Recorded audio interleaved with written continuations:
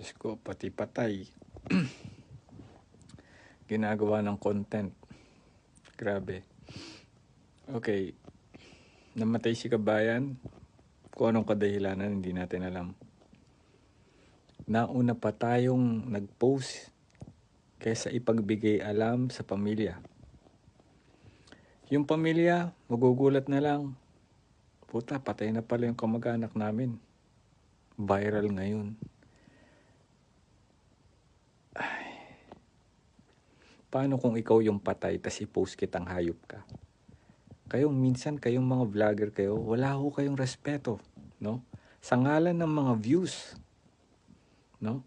Sa ngalan ng views, pati patay, hindi nyo pinapalampas. Grabe kayo. Mga halangang kaluluwa nyo, puro pera na lang nasa isip nyo, pa-views. Ikaw na vlogger ka. Huwag lang ako mauna. Pag ikaw na una sa akin, sinasabi ko sa'yo, gagawin kitang content.